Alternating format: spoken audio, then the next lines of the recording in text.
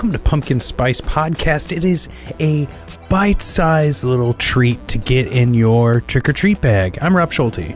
I'm Brittany. Hi. But you know what? It doesn't have to be your bag. It could be anyone's bag.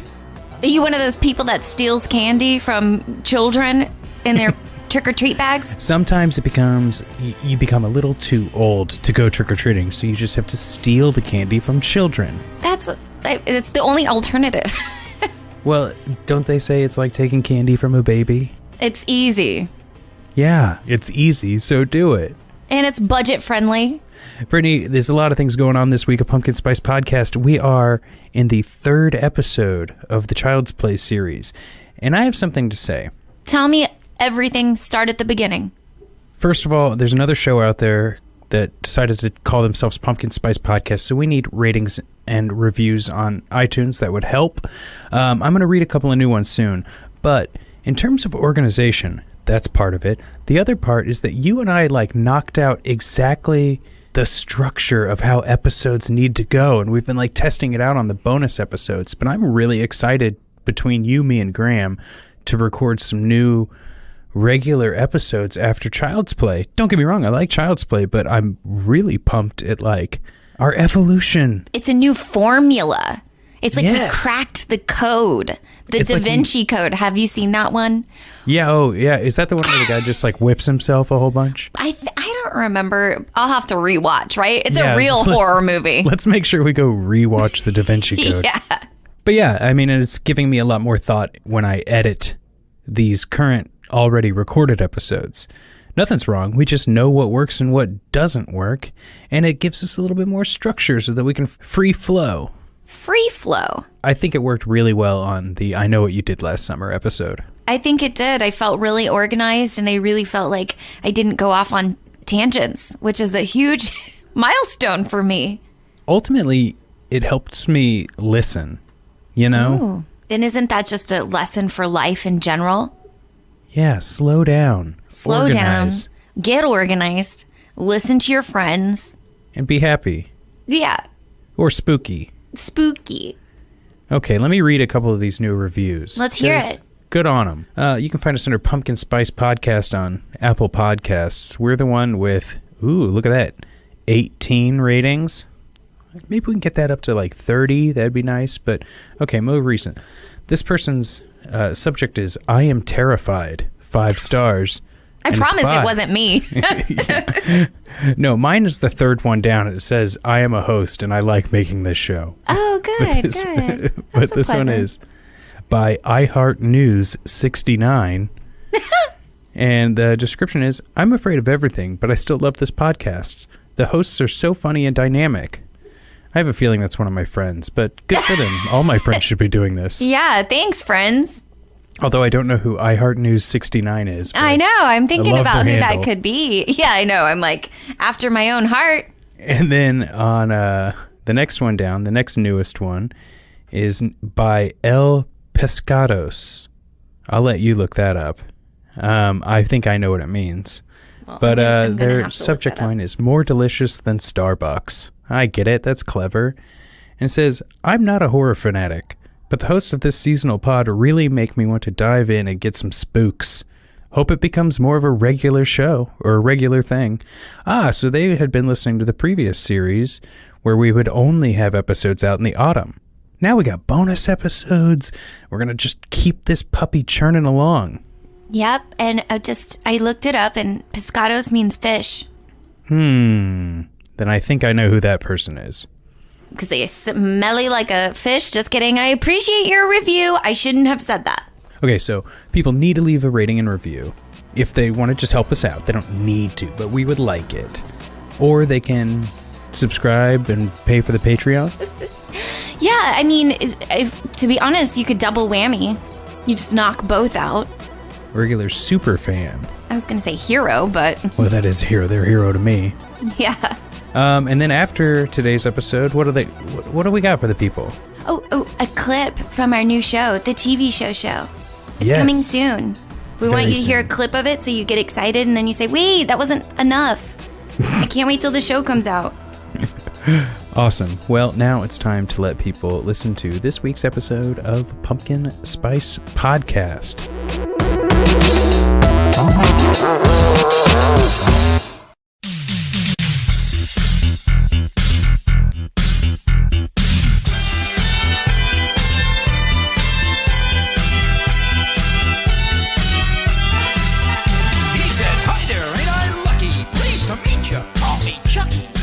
Welcome to Pumpkin Spice Podcast, a bite-sized Snickers for your ears. I'm Rob Schulte. And I'm Graham Young. Graham, how'd you like that intro? Trying out some new stuff. Yeah, I loved it. I think it really works. I think we might get some new listeners with that. We're trying out segments. We're trying out intros. We're really on to some really big things, I think. But you know what's not into some big, thoughtful ideas there, Rob? I'm following these breadcrumbs. Child's Play 3. You don't think it's a very big idea? Right off the bat. Here's the thing. And I also want to mention this also, Rob, that I feel that the Child's Play series has like two different phases. And with the third movie, that completes the first stage, which is the Child's Play movies. And the rest of the series is the Chucky series, because it kind of has Chucky in the title. Not kind of. It does. It does, yeah. That's what I'm trying to say. And basically, there's not a lot of innovative ideas going on here. It's just a rehash of the previous two films. The biggest reason of why it took so long to have another film with Chucky in it after this is because the creators thought it was just rehashing the same ideas. Yeah, Chucky's not that deep of a well, Rob. Yeah, and I say let's just dive right in, because I think we're gonna put some spoons in this well and sip on the water of Charles Lee Ray. Left, right, left. Welcome to Hell on Earth. Strict discipline, rigid dress codes, and grueling drills. It couldn't possibly get any worse. Wrong again, wimp. Chucky's back. A few years have passed. Andy, how you've grown. No, you're dead. We killed you. I'm new and improved. And this time, I really gotta get out of this body. he's looking for a new recruit. I got some fresh meat lined up, and I'm not gonna let you spoil it. Now, Just think, Chucky's gonna be a bro.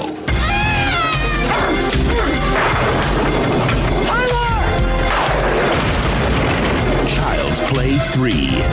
Look who's stalking. That haircut ain't regulation, soldier. Don't fuck with the Chuck!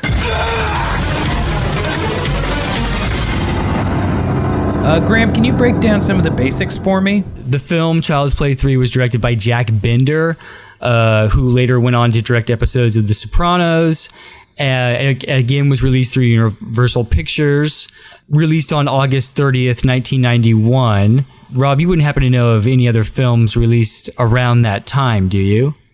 Well, first, I know that this was only 9 months after the previous Child's Play movie. Which is crazy. So we didn't even make it a year. We saw that in Freddy as well, right? In Nightmare on Elm Street series, like 3 and 4 or 4 and 5. I think 4 and 5. You're correct. It's 4 and 5. Yeah. But the same day as this movie, we got Beastmaster 2, Through the Portal of Time. And then 2 weeks later, we got Freddy's Dead, The Final Nightmare. Yeah, that was a great summer, wasn't it, Rob? The summer of 91. That's no one talks about that. That's the real summer of love, I put with those Freddy. glowing things on the bottom of my skateboard. I had one of those shirts that I could blow on and make different colors. It was an incredible year. Yeah, great summer. All the films that you just mentioned were sort of in the wake of the July 4th release of the summer of 91. And Rob, can you guess what that film was? July 4, 1991. It was actually released on July 1st, 1991, I believe, but it was that July 4th weekend. I'm drawing a blank.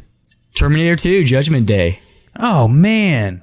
One of my faves. I think these films, like maybe audiences were a little underwhelmed after the still amazing special effects in Terminator 2.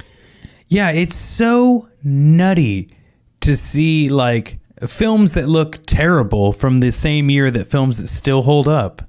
Hats off to James Cameron. James, I know you're listening to the show. I'm a big Avatar fan. James, I'm sorry, Jim. Jim is a huge fan of Pumpkin Spice Podcast, and but he know, won't ever tell anyone. We're the only ones who know. Said he's going to deny it up and down. So a big shout out to Big Jim. But possibly adding a new segment to our show, Rob, I was also sort of interested in box office returns for these franchise films and when the franchise started to go into the red, so to speak. I have the box office tallies. Child's Play 3 opened in second place behind Dead Again to $5.7 million over the 4-day 91 Labor Day weekend, which the Los Angeles Times called slow numbers. It finished its theatrical run with $15 million in the U.S. and a total of $20.5 million worldwide. So that means that Child's Play is the series is still in the black, but Rob, for how long? I'll tell you, they took a 8-year hiatus between movies. I believe you're right, because Bride of Chucky was 98. Bride of Chucky is 98. If anyone's trying to keep track, I was in 8th grade.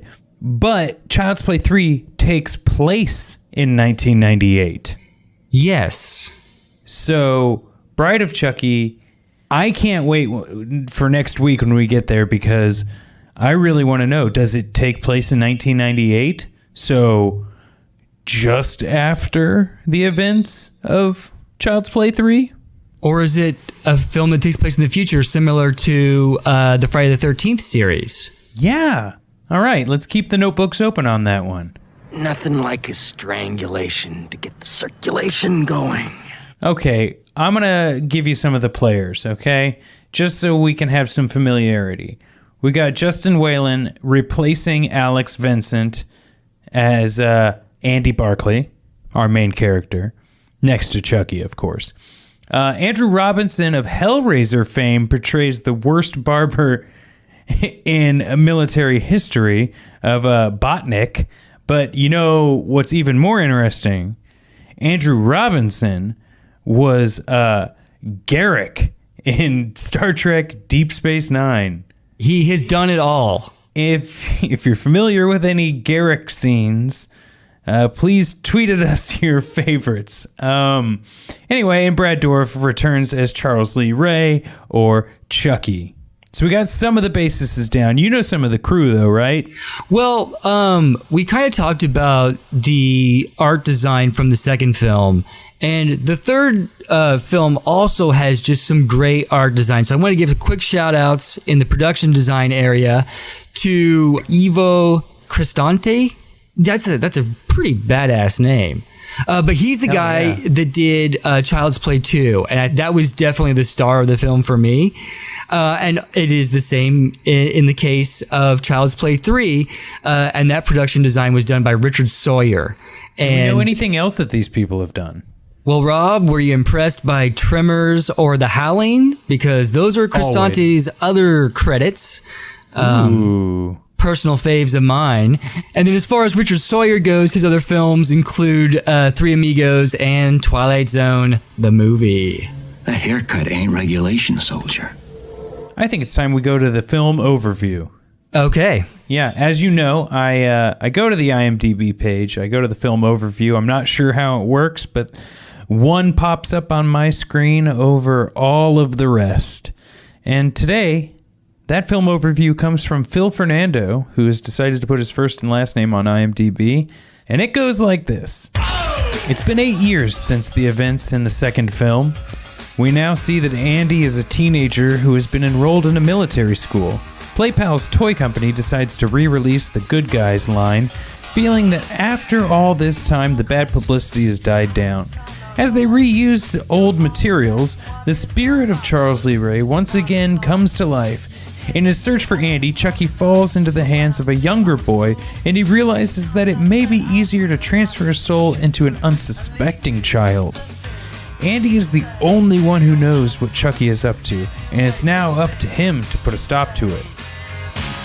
You're unbelievable. I guess that's pretty good, except he's leaving out the whole point that, like, the blood that made the doll. Yeah. There's a lot of like nuances, I'd say, and in this one. First of all, the guy who is like the president of the Good Guy Toy Company, or what is it, Play Pal Toys? The cousin to the old man in RoboCop. Yeah. I do like that when you see him go home and like he's got the train that runs around the ceiling and like all of these toys and he's alone. Like there's a deeper story going on there. I love that scene. That could be my favorite. Well, that's my second favorite scene in the movie, Rob. But the set design is just amazing in that scene. I love it. And as spooky as it tries to be, like it does everything right, but we're just at this point where I think we've seen too many toys. Yeah. You've already made the doll scary, so seeing the doll regular again is not like I don't forget.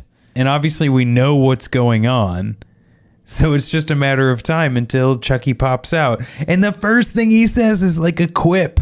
You know, so we're already in quip mode. Don't fuck with the Chuck. No one talks like that, Charles Lee Ray. Yeah, well, he also said some other things that did not age so well.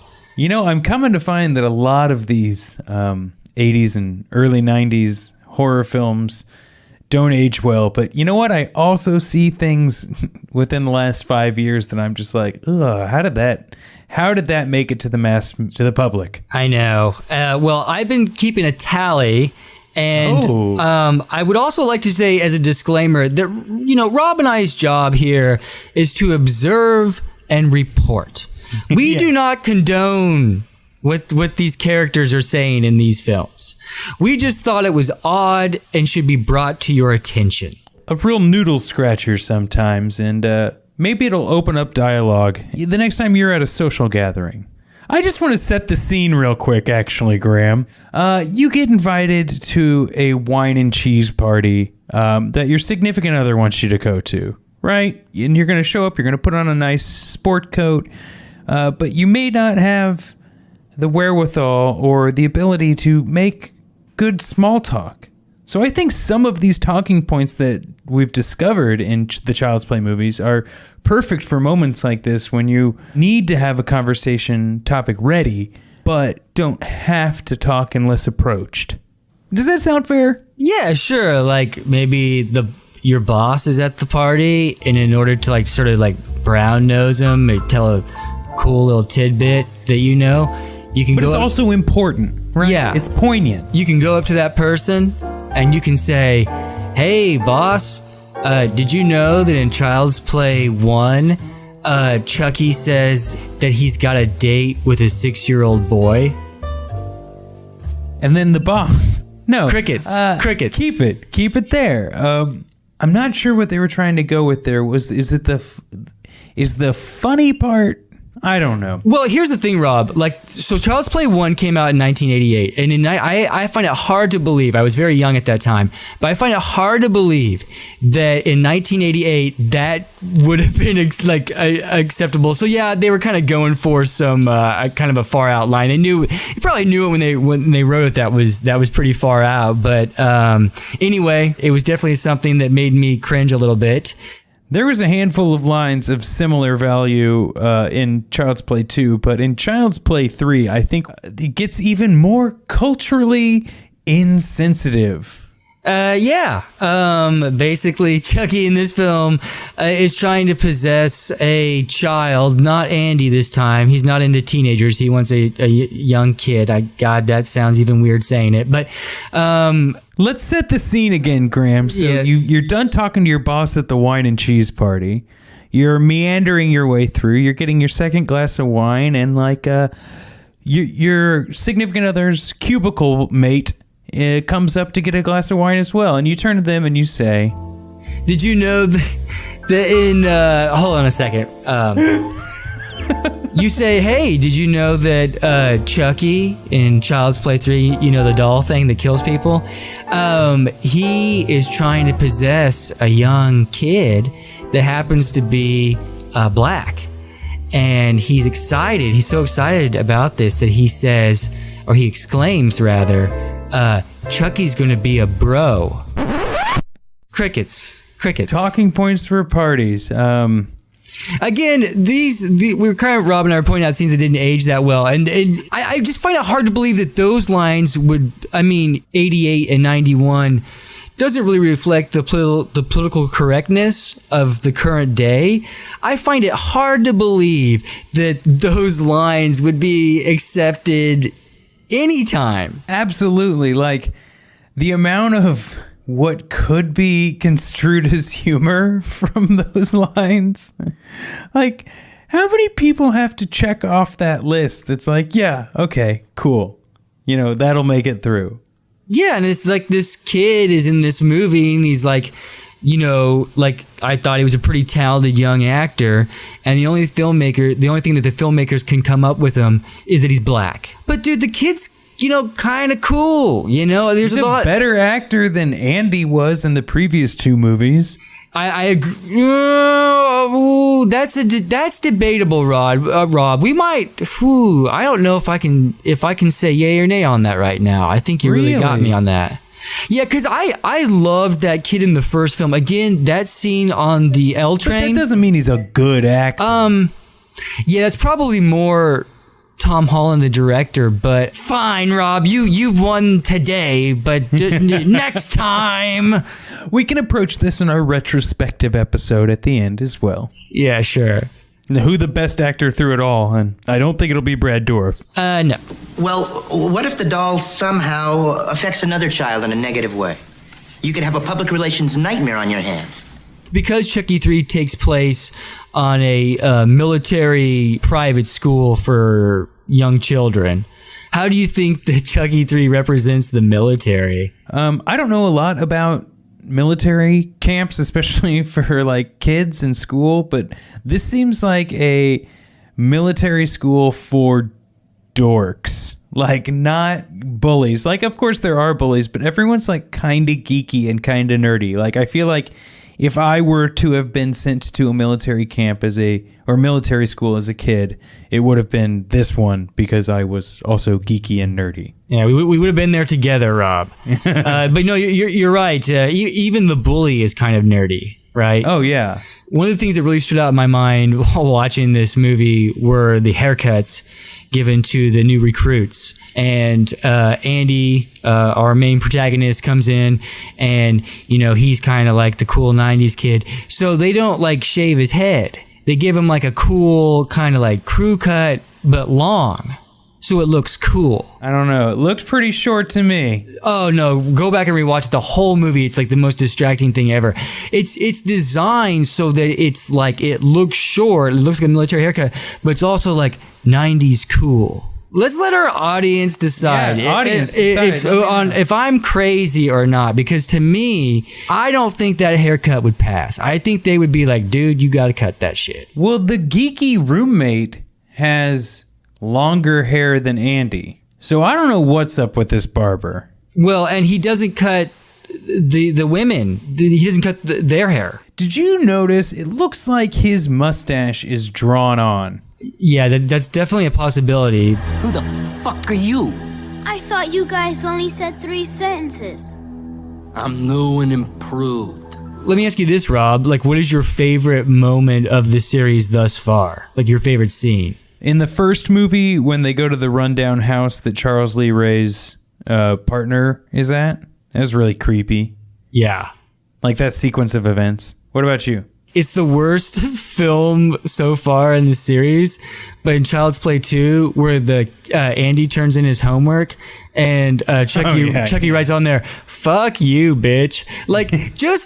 Just imagining, my mom is a retired school teacher, so just imagining a person a teacher reading that, and just the shock of like a 6-year-old kid writing, "Fuck you, bitch." So that takes the crown for me. I thought that was a riveting scene. Well, I also, in that vein, in this movie, there's a really awkward scene of Chucky trying to get Andy in his bunk, where it looks like he slices Andy's Achilles tendon. Yeah. From under the bed, yet he didn't, because there's no blood on the knife and Andy's walking just fine. Like, I'm not sure what cut is missing there, but it's like, I don't think he was supposed to have actually made contact with Andy. I think, like, it looks like that, but it wasn't supposed to be that. And then it jumps to, like, Andy body slamming the doll and, like, throwing it around, and it just looks so hilarious before, like, the bully Captain Colonel guy comes in. And breaks up the fight between a little kid or a teenager and a doll. Well, my favorite scene in Child's Play 3 in this film is gotta be where the barber is going to give Chucky the doll a haircut because he's so obsessed with cutting hair. But everyone that he sees that has long hair, he's like, when's the last time you had a trim? Huh? And it's so weird and so bizarre. Where is that movie of just this barber? I rewound the film and watched that scene again. I really enjoyed it. I thought it was really funny. How about when he's just like the barber's walking through the cafeteria, just like smelling and running his hands through people's hair and like grabbing it and being like, I'll see you tomorrow for a trim. Yeah. He's great. To any like real horror film fan out there, I don't know if I can recommend Child's Play 3. Graham, we're recording this episode on 420. It might be that sort of episode. Yeah, I had weed on me. Yeah, I always got weed on me. We need to talk about the paintball sequence. Oh, yeah. Okay. I find it incredibly convenient that guns that hold real bullets can also hold some sort of paint pellet. That has to be what everyone thought when they saw this movie, right? It's not like that technology was so new and incredible, right? No, and that technology would be incredibly dangerous. If you put a paint pellet in front of a round like that, the paint pellet's going to go through you. Like regular rifles that fire regular type of ammunition also fire paint bullets that look just like bullets. I don't understand how the technology works for that. Whatever. Suspension of disbelief, that happens, but he only does it to the red team, which is not the team that Andy is on. So Chucky's going to hunt everyone down while one team's going to end up shooting live rounds. He's really hedging his bet there. Well, that to me is like, I kind of rolled my eyes upon rewatching this film during that scene because it's like the most mean-spirited fucking thing ever. And you could never do a scene like that now with like kids shooting each other with live rounds on like a paintball arena. No way, dude. No way. How bad do you feel for the kid who accidentally shoots the bully in this one? You know, like, what did he do? And how bad did you feel? How bad did you feel for the nerd who jumped on the grenade? Yeah, he somehow had to have like a moment of being brave because he was so cowardly.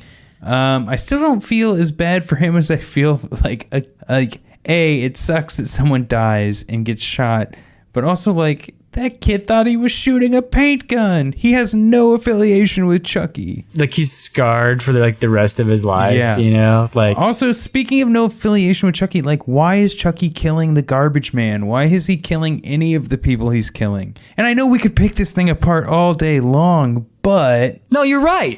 I don't know if I mentioned this in the first or second episode. Like, he's got a mission.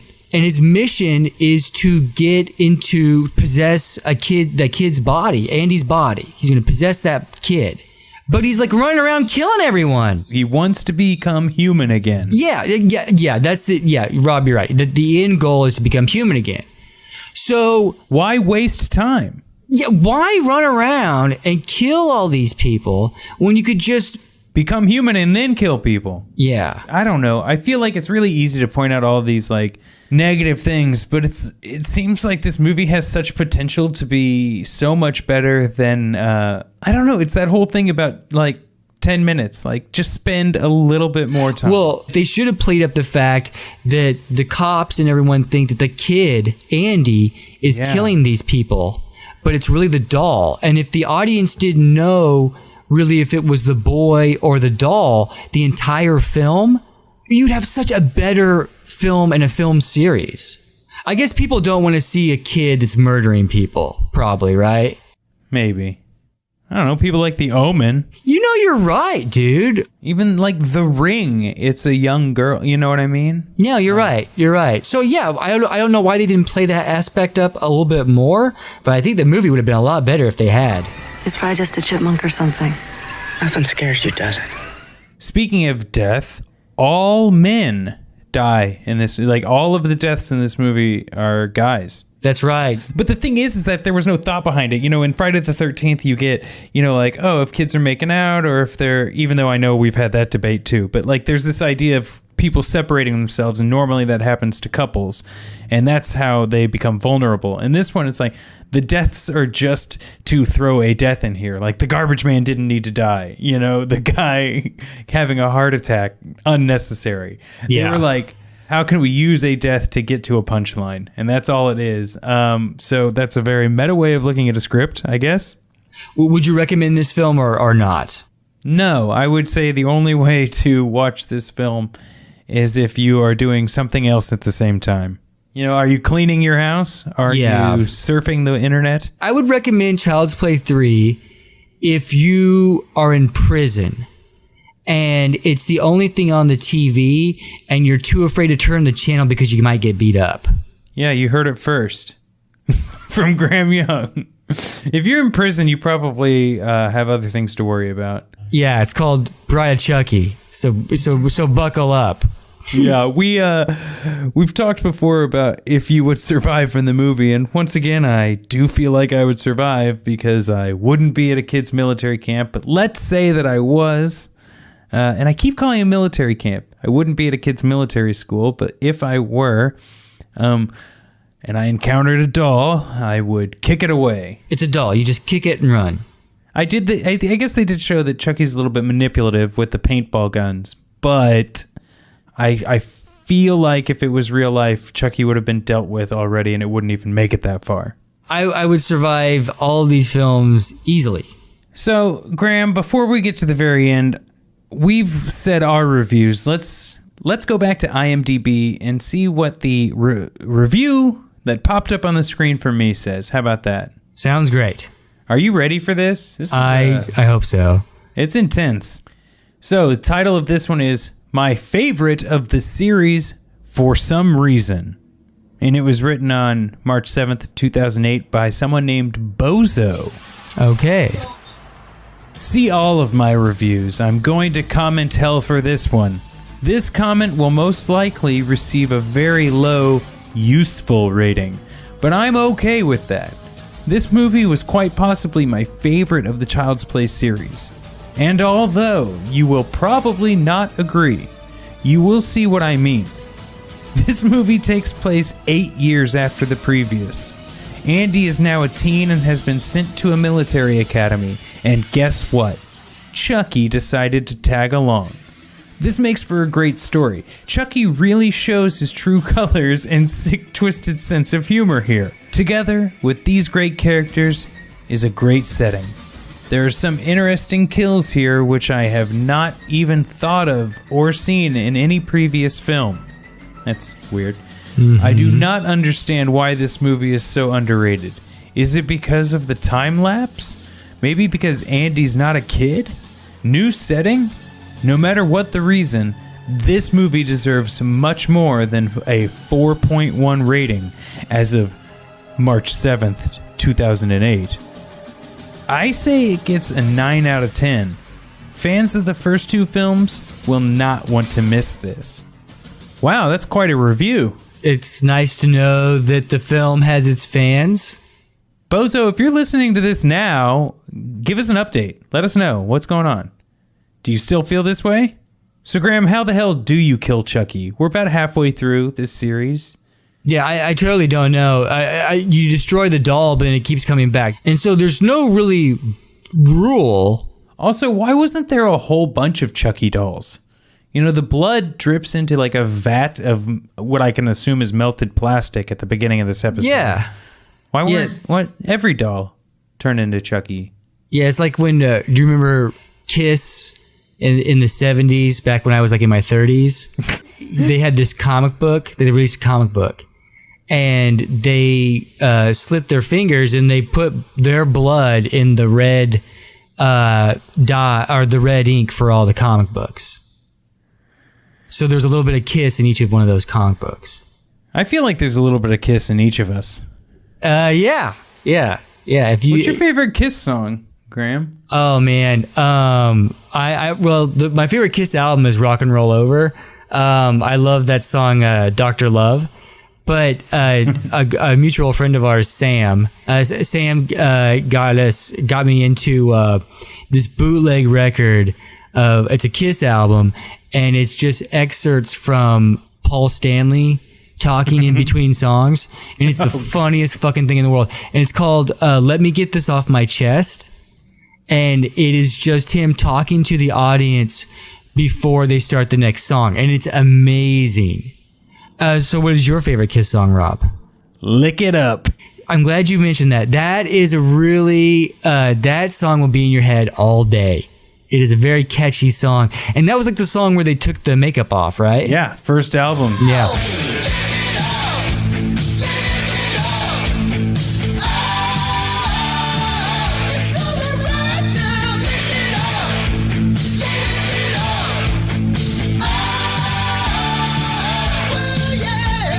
You know, sometimes I reserve this moment in the episode to let people know they can rate and review us on Apple Podcasts. And if they give us 5 stars, I'll read that on a future episode.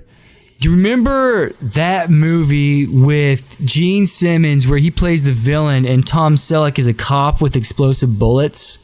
What? Yeah, Runaway something? Runaway, 1984. Yeah. The same year, or the 1 year after, Lick It Up. Have you watched it? No, I've never seen it.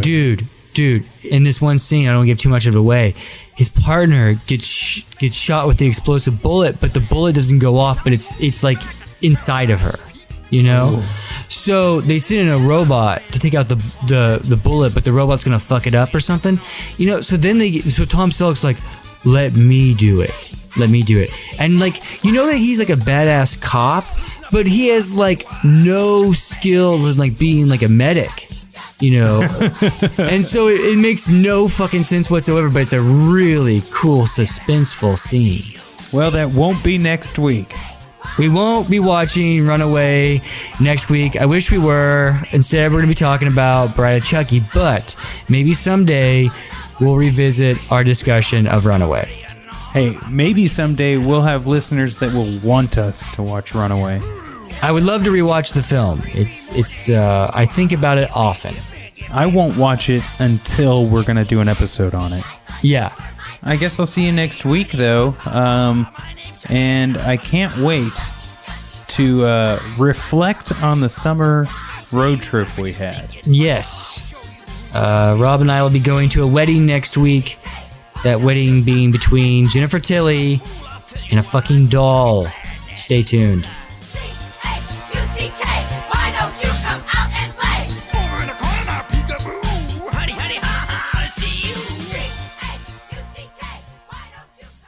And now, a clip from the TV show.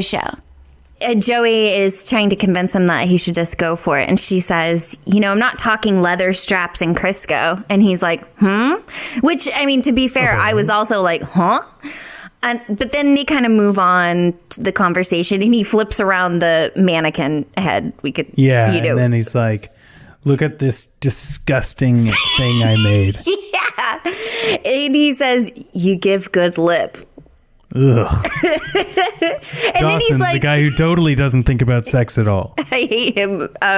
No, he's like, wait, so explain to me the Crisco. And then they kind of like laugh, but I'm like, wait, can someone explain to me the Crisco? It's not a thought I want to have. I mean, so you explaining to me the Crisco is off the table?